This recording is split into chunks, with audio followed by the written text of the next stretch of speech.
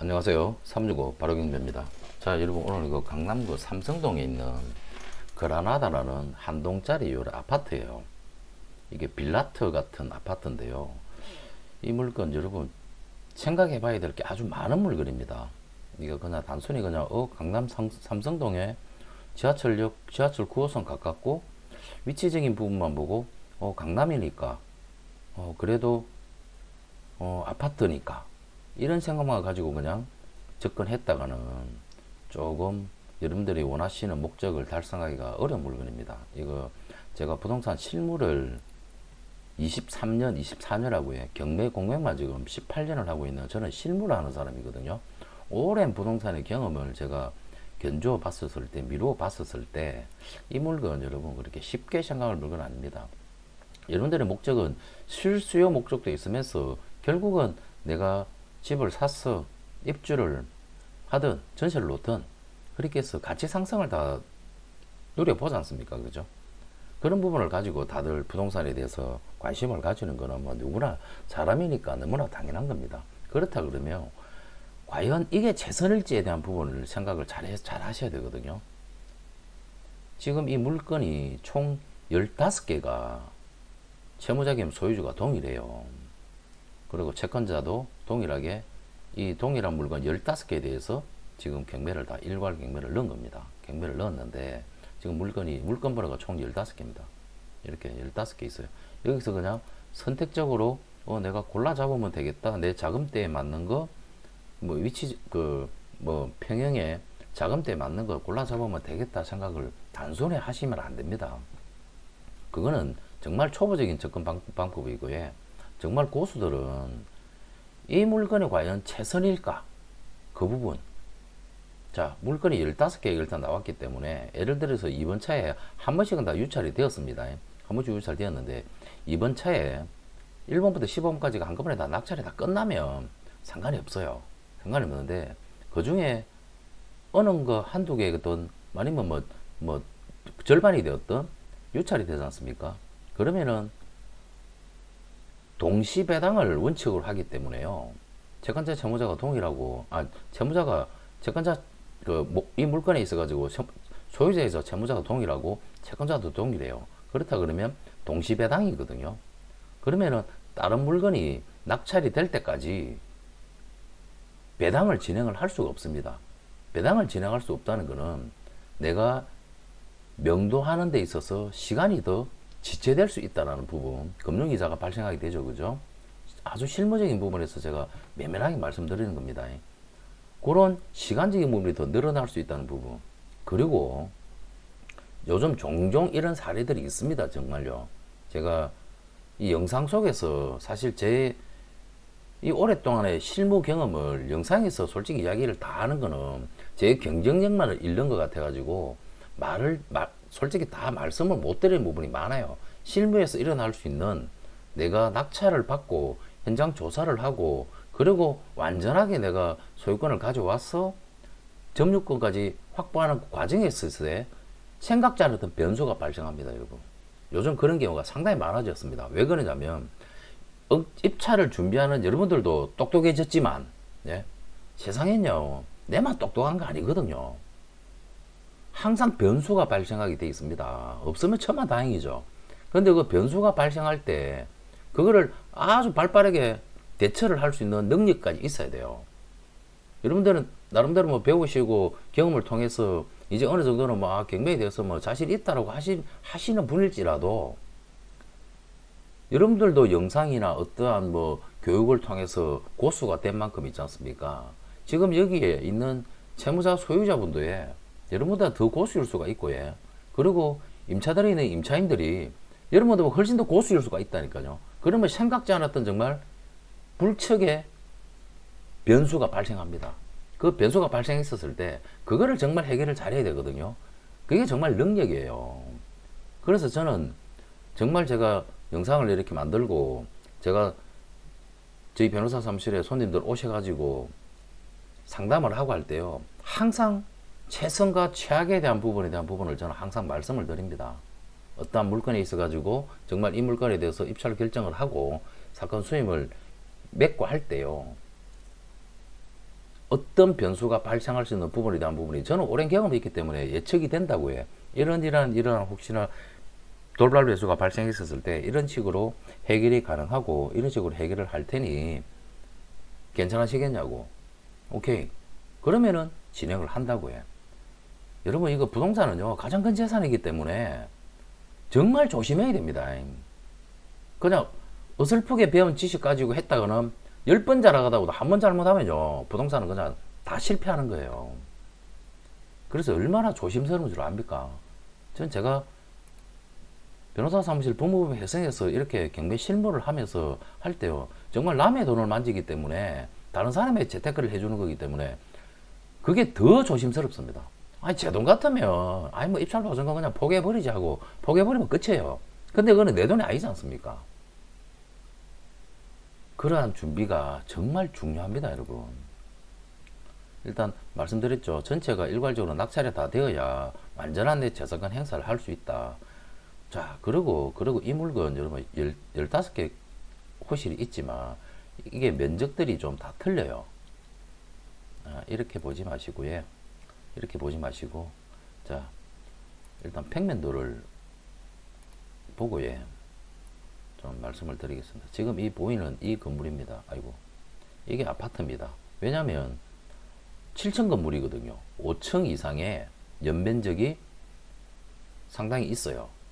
5층 이상의 건축물, 공동주택은 집합 건축물로 건축물 용도가 아파트로 들어가는 겁니다. 자, 이 건물에 지금 여러분들 진짜 고수인지 하수인지에 대한 부분은 제가 이 영상을 설명하는 과정 속에서 이런 부분을 딱딱 캐치해낼 줄 알아야 되거든요. 자, 보세요. 지금 3층에 있었어요. 총 5개 호실이 있는데 302호는 빠져 있습니다. 매각 나온 거는 301호, 303호, 4호, 5호 이거는 나와 있고요. 지금 이거 전체적으로 지금 이 물건번호를 찍어 가지고 하니까 이렇게 지금 3층에 하나, 둘, 셋, 4개 호실이 경매가 지금 나와 있고요. 자, 그러면 다른 거를 한번 볼까요?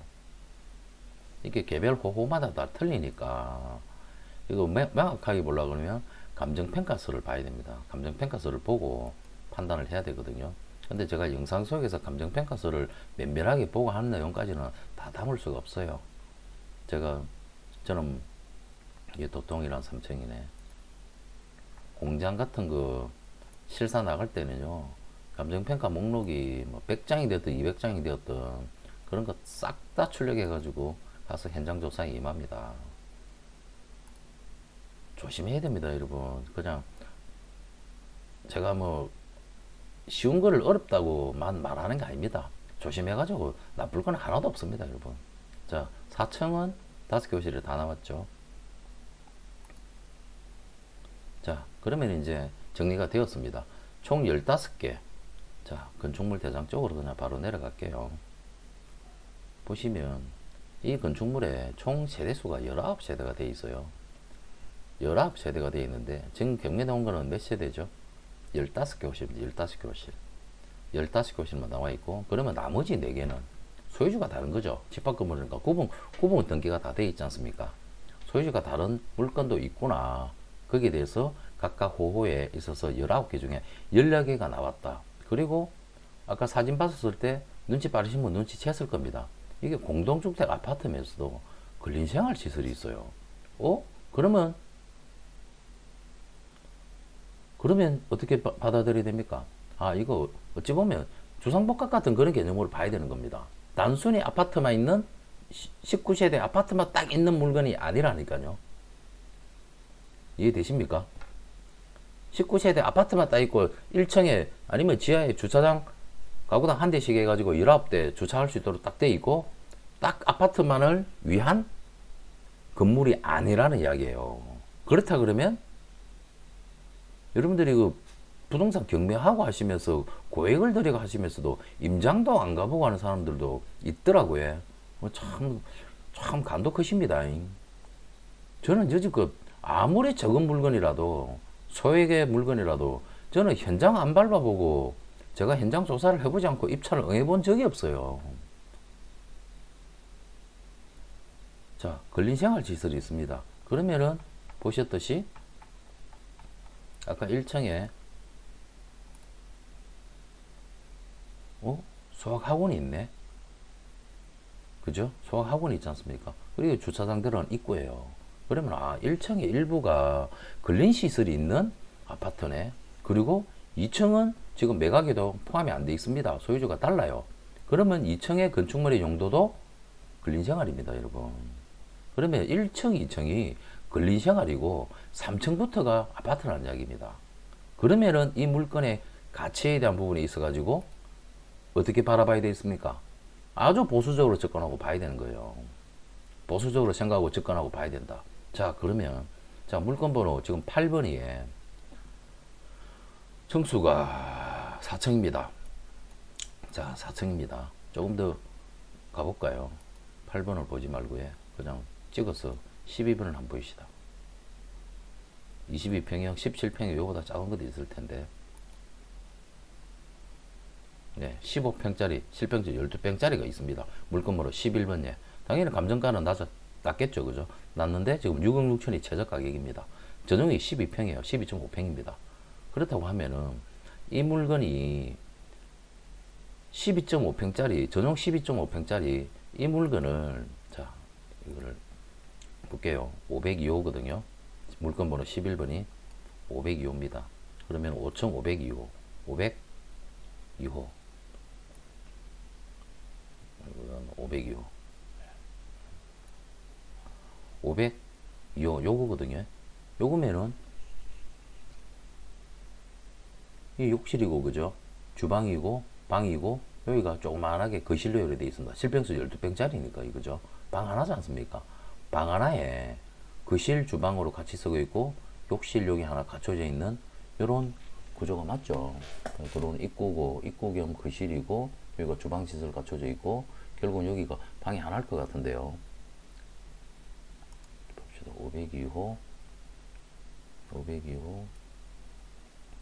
뭐 방이 몇 개다라는 부분도 지금 안 나와 있다, 그죠? 그죠? 맞잖아요. 방이 몇 개라는 부분도 지금 안 나와 있습니다. 자, 그렇다 그러면 건축물 자작만 지금 봐가지고도 이게 뭔가가 방이 한 개인지 두 개인지도 잘 모르겠고, 사진만 봐가지고는 그렇다고 하더라도 일단 전용 면적이 12.5평입니다. 12.5평이면 과연 이 삼성동에 이거를 6억 6천 최저 가격으로 예를 들어서 내가 취득을 한다고 했었을 때 다른 대안은 없을까? 과연 다른 대안은 없을까?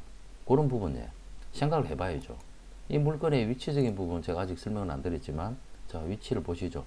위치는 좋습니다. 삼성중앙역, 지하철 9호선, 도보로 이용 가능하고요.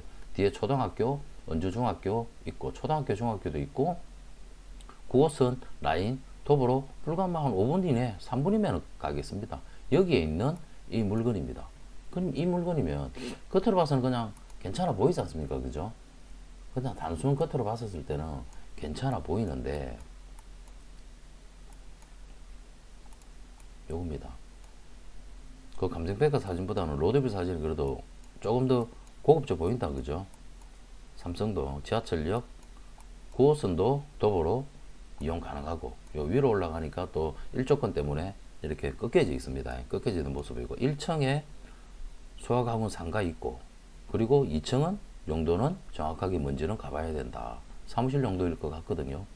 그렇다 그러면 어찌 보면은 소형 주상복합 아파트 같은 건데, 이 삼성동에 있는 이 아파트가 과연 정말 실평수 12.5평짜리가 6억 6천의 가격이 정말 최선일까에 대한 부분을 뭘로 조사해봐야 된다? 주변의 시세도 조사해봐야 되지만요. 여러분들, 자, 삼성동 여기는 지하철 9호선역 가깝다.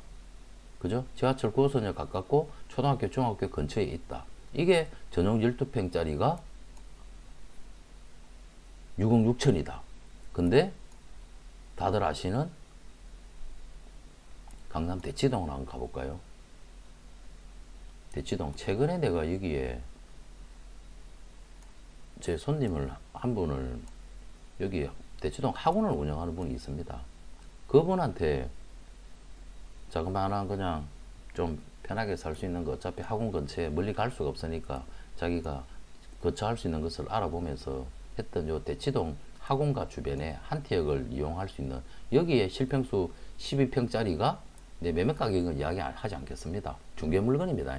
중개 물건으로 부동산에 그 우리 대표님하고도 뭐 관계상이 예전부터 오랫동안 있어가지고, 제가 예전에 대치동 도곡동 13동 일대에서 2011년도 전후 때 해서 몇 년을 제가 부동산을 실제 운영을 하고 제가 공인중개사를 했던 사람입니다. 저는 뭐 여러 수백 수천 수천은 좀 거짓말이지만 여러 수백 건 이상의 중개 도장도 다 찍어본 실무가예요. 저기에 5억이 채 안 되는 금액의 엘리베이터 있고 실평수 12평 거의 동일합니다. 이 물건이 5억이 안 되는 건매물이 있어요. 그렇다 그러면 여러분 여기 6억 6천에 여기 경매 나와 있는 그라나다라는 이 아파트가 더 매력적일까요? 대치동에 있는 저 물건이 매력적일까요? 사람마다 생각하는 거나 받아들이는 게 틀리기 때문에 뭐가 좋다라고 딱 말씀드릴 수는 없습니다.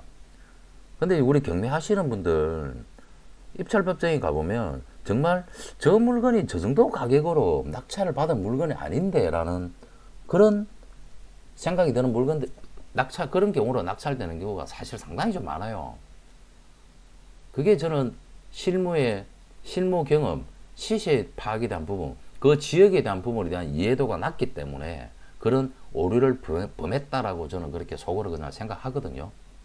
그렇다 그러면 6억 6천짜리 삼성동 여기에 있는 이 12.5평짜리 이 아파트가 나을지, 아니면은 도시행 생활주택으로 지어져 있는 아파트 있는 3층 물건이 있습니다. 대치동 학원가 쪽에 있는 한티역 근처에 있는 그것도 신축입니다. 이거보다 중공정식이 비슷해요. 이거보다 오히려 더 신축입니다.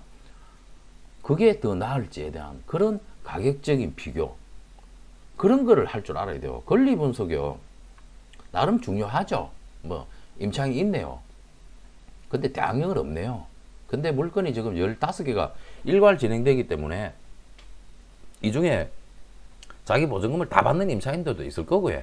또 자기 순위가 늦어가지고 보증금을 다 못 받는 임차인이 있을 수도 있다니까요. 그거는 나중 문제라니까요. 나중 문제고, 그거는 영상 속에서 영상 너무 길어지니까 개별적으로 분석을 해보시기 바랍니다. 영상에서 제가 뭐 다 떠먹여 드릴 수는 없지 않습니까? 예? 그렇게 하시고, 예. 제가 이 영상 속에서 핵심을 말씀드리고자 하는 거는 정말 이 물건이 있어서의 발생할 수 있는 변수, 그리고 내가 정말 소유권과 점유권을 다 완전하게 가져오기, 그 중간에 또 발생할 수 있는 변수가 있습니다. 그런 부분, 그리고 과연 내가 이 금액으로 취득을 했었을 때 과연 이게 현실적으로 맞는 것에 대한 그런 확신이 있어야 되거든요. 그런 확신이 없으시면 경매로 입찰하시면 안 돼요. 차라리 부동산 중개사무실 가가지고 건매물 잘 두드려 보십시오. 오히려 빌라나 이런 물건들 있죠. 이런 물건들은 부동산 중개사무실 잘 두드려 보면요, 생각보다 경매보다도 더 똘똘한 중개 물건이 있습니다. 아파트는 또 경우가 틀립니다. 아파트는 시세 자체가 너무나 명확하게 나와 있기 때문에 상관이 없지만, 경매라 그래가지고 특히나 빌라나 소액 뭐 빌라, 다가구, 다세대 이런 물건들도, 다가구도 마찬가지입니다. 이런 물건들은 오히려 경매에 그냥 어설프게 경매로 낙찰 받는 것보다 현지 부동산에서 정말 건매물로 나와 있는 알짜배기 물건들이 있다니까요. 그런 거를 잘 찾아가 차라리 중개하는 게 나아요. 제가 지금 뭐 이런저런 장황하게 많은 이야기를 했는데요. 정말 여러분 이거 피가 되고 살이 되는 이야기거든요. 제가 말씀드렸지 않습니까? 저는 부동산만 24년 한 사람이고요. 경매만 실무를 한 실무가입니다. 제가 오죽했으면 여기 타이틀을 달아놓겠습니다. 저 사고가 아직 한 번도 없었거든요. 왜 그러냐면요, 모든 발생할 수 있는 변수를 사전에 예상하고 준비를 해놔야 그 생각했던 변수가 발생 안 하면 너무나 해피하죠. 근데 발생했을 때는 바로 즉각적으로 해결을 하니까 아무런 사고 없이 여지껏 다 고객들의 재산을 지켜주고 늘려준 겁니다. 자, 영상 잘 참고하시고요, 여러분. 지금 여기 있는 우리 그 법무부 해성의 경공매 보수료 요 내용들을 꼼꼼하게 읽어보시고요. 여러분들께서 그래도 저 김사무장 하는 이야기가 참 신뢰가 있고 저 양반이 믿음이 간다 하시면은 나름대로 보고 계신 그런 물건들 망설이지 마시고, 예. 나중에 일 터지고 난 뒤에 정말 사무실 오셔가지고 참 불과 며칠, 2, 3일 전에만 전화했어도 그냥 너무 쉽게 해결할 수 있는 거를 꼭 일 다 만들어 놓고 전화 온다니까요. 스트레스 받아가지고 죽겠다고. 그래 보면 저도 답답하다니까요. 자, 영상 마무리하겠습니다, 여러분. 나름 위치 좋고 괜찮은 위치에 있는 물건입니다. 위치가 좋죠. 지하철 9호선 라인이고 초등학교, 중학교도 있고, 그죠? 지하철 9호선 가깝고, 삼성동 아닙니까? 삼성동. 여기 또 삼성역 주변으로 해가지고, 어마어마하게 지금 개발하지 않습니까? 예전에 한전부지 쪽으로 해서 국제 업무단지도 만들고 하니까. 그런 내용들은 너무나 좋아요. 너무나 좋습니다. 좋은데, 과연 진짜 이 물건에 있어서의 객관적인 가치에 대한 부분들을 냉정하게 분석을, 시세에 대한 분석을 잘 해가지고, 내가 입찰을 들어가더라도 이 많은 15개 물건 중에 어느 호실에 어느 물건이 나한테 가장 맞겠다라는 부분, 그런 부분들을 명확하게 조사해서 확신을 가지고 응찰을 해야 정말 성공하는 재테크가 되는 겁니다. 제가 정말 여러분들의 걱정이 되고 염려되는 마음에서 20분 넘게 이렇게 말씀드렸지만, 제가 오랫동안 실무를 해왔던 사람이기 때문에요. 저는 공인중개사 일도 오랫동안 했고 여러 수백 건의 전월세 매매 도장 다 찍어온 사람이에요. 입주권, 재개발 입주권이고 뭐고, 저는 철거주택이고 뭐시고 안 해본 게 없습니다. 토지고 공장이고 다 만져봤던 실무가로서 정말 조심조심해서 일을 처리하는 사람 입장에서 이 물건을 제가 보면서 이런 부분들은 정말 제 영상 보시는 학원 종사하는 그런 분들은 보시면 저 양반 저거 계속 이상한 소리 한다고 이야기할 수도 있을 겁니다. 그건 그 사람들의 자기들의 삶의 방향이 그런 거고요. 저는 고객들의 재산을 안전하게 지키면서 재산을 늘려갈 수 있는 일을 하는 게 그게 제일 나는 중요하다고 생각하기 때문에요. 부동산 경매 공매에 있어서는 이렇게 장황하게 설명을 하는 겁니다. 하여튼 여러분들 시세 조사 잘해야 되고요. 과연 이게 최선일까? 이게 최선이라고 생각하면은 어느 정도 금액으로 해서 받아야 되고, 그리고 어떠한 돌발 변수에 대한 부분에 대한 예측 가능성을 생각을 해놓고 거기에 대한 대비를 하고 해야지 여러분들 재산을 안전하게 지킬 수가 있는 겁니다. 그런 부분까지 생각해서 입찰가도 결정하고 해야 되는 거고요. 자, 이야기가 좀 길어졌지만요. 영상 깊이 시청하시면 여러분들한테 피가 되고 살이 되는 이야기니까 반복해서 보시길 바라겠습니다. 도움이 필요하신 분은 있는 이 연락처로 전화 주시면 되겠습니다. 이 절차를 좀 밟아 주십시오, 여러분. 그냥 막무가내로 하면은 저도 조금 이렇게 좀 버릇없이 통화해 버립니다. 저 원래 그 나쁜 사람 아닌데 기본적인 절차를 밟아 주십시오. 세상에 그냥 쉽게 남의 지적 재산을 얻어갈 수 있는 게 아닙니다. 궁금하시면 챗GPT한테 여쭤보면 되지 않습니까? 챗GPT 잘 알려주잖아요. 근데 챗GPT는 발생할 수 있는 돌발 변수에 대한 부분이라 그런 거는 모를 겁니다. 하여튼 이루어지고 난 뒤에 결과에 대한 부분만 인공지능은 이야기해 주지만 앞으로 발생할 예측에 대한 부분은 아직까지 인공지능이 따라오지 못할 겁니다. 자, 이야기 길어졌는데요. 도움이 필요하신 분께서는 이거 내용을 완전히 숙지를 잘 하시고 연락을 주시면 되겠습니다. 자, 삼성동의 그라나다 단독 나홀로 주상복합 같은 아파트는 여기까지 하겠습니다. 감사합니다.